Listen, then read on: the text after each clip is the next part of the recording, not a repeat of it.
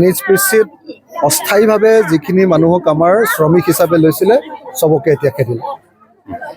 মই বাৰম্বাৰ কৈ আছিলোঁ আপোনালোকক যে NHPCৰ নামনি সোৱণশিৰি জলবিদ্যুৎ প্ৰকল্পৰ পৰা অসমে একো নাপায়।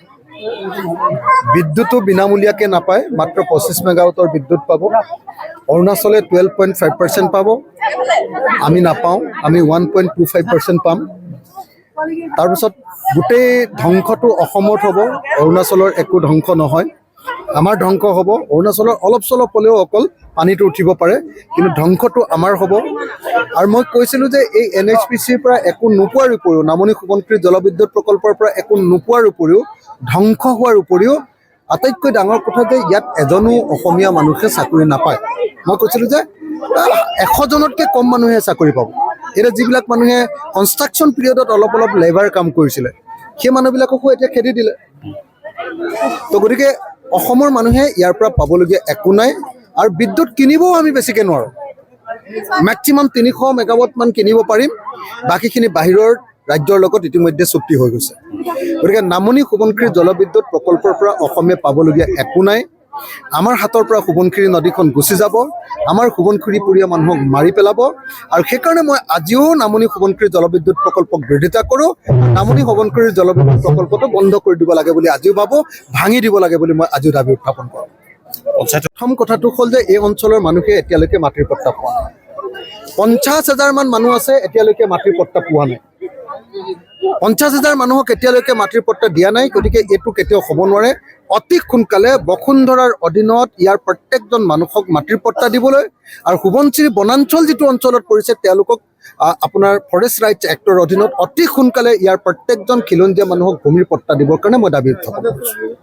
দ্বিতীয় কথাটো হ'ল এই অঞ্চলটোত আমি ব্যাপক ৰূপত খোৱা পানীৰ সংকট দেখিবলৈ পাইছোঁ। সাংঘাতিক ধৰণে এই অঞ্চলটো খোৱা পানীৰ সংকট হৈছে।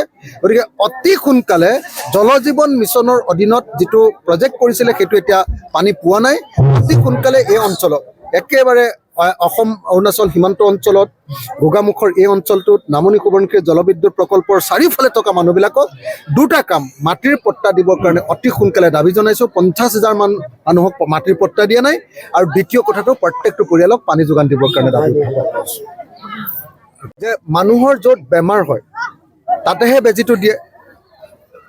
আজি হিমন্ত বিশ্ব শৰ্মাৰ যদি বেমাৰ হয় তেতিয়াহ'লে মোৰ গাতটো বেজীটো দিলে কাম নহ'ব। আজি জনতা ভৱনত বেমাৰ হৈছে, জনতা ভৱনত মানুহে ধৰ্ণা দিবলৈ যাব? মুখ্যমন্ত্ৰী থকা ঠাইত ধৰ্ণা দিবলৈ যাব নে কাজিৰঙাত ধৰ্ণা দিবলৈ যাব?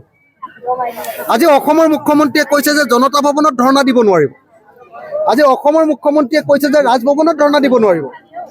যদি ৰাজভৱনত ধৰ্ণা দিব নোৱাৰে তেতিয়াহ'লে কাজিৰঙাত ধৰ্ণা দিলে শেষ হ'ব, শিয়ালৰ আগত ধৰ্ণা দিলে শেষ হ'ব, বাঘৰ আগত গড়ৰ আগত ধৰ্ণা দিলে শেষ হ'ব।